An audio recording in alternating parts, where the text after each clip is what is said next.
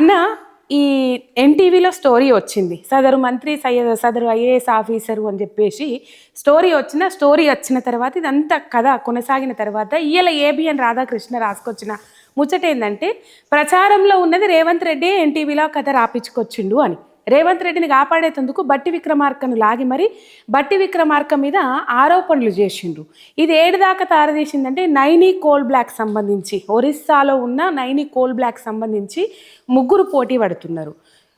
Komatireddy Venkatareddy, NTV Narendra Chowdary and బట్టి విక్రమార్క అని చెప్పేసి వార్త రాసుకొని వచ్చిండ్రు. కోమటిరెడ్డి వెంకటరెడ్డి ఆ మధ్యలోకి వస్తున్నాడు అని చెప్పేసి బట్టి విక్రమార్క ఈ వార్త రాపిచ్చిందని చెప్పేసి రాధాకృష్ణ రాసుకొచ్చిండ్రు. ఈ ఓవరాల్ ఎపిసోడ్ ఎట్లా చూడొచ్చు అన్న మనం? బాగా పక్కదారి పట్టిందమ్మా ఈ రాజకీయ వ్యవహారాలన్నీ కూడా. ఇప్పుడు ఒకటి, శృతి మించి రాతలు రాయడము, శృతి మించి అపవాదులు వేయడము, ఇదేది కూడా వాంఛనీయం కాదు. ఇప్పుడు ఎన్టీవీ కోమటిరెడ్డి మీద రాసిన కథనం కానీ ఆ వీడియోస్ కానీ నిరాధారం. అవి ప్రూవ్ చేయమంటే ఆయన చేయలేడు. ఎన్టీవీ చౌదరి ప్రూవ్ చేయమంటే చేయలేడు. చేయలేనప్పుడు ఆఫీసర్స్ అఫెండ్ అయ్యారు.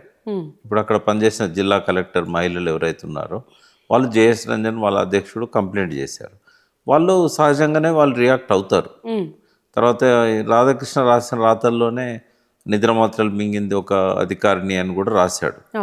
సరే, ఏది ఎట్లున్నా ఆ రకమైన కథనం జర్నలిస్టులు అయితే అంత ధైర్యం చేసి చేయరు. అది ఖచ్చితంగా దాని వెనకాల ఎన్టీవీ చౌదరి ఉంటాడు. అలా వాస్తవాలు ఒకవేళ ఉన్నా కూడా ఆ రకంగా ఆ మహిళా ఐఏఎస్ ఆఫీసర్ల మీద ఒక మంత్రికి సంబంధం అంటగట్టే విధంగా ఆ కథనాలు ఉన్నాయి. అదైతే మాలాంటి వాళ్ళం ఎవరం ఇష్టపడం. అట్లాంటి కథనాలు రావడం అనేది అది కరెక్ట్ కాదు. అది దాని వెనకాల మరి రేవంత్ రెడ్డి ఉన్నాడా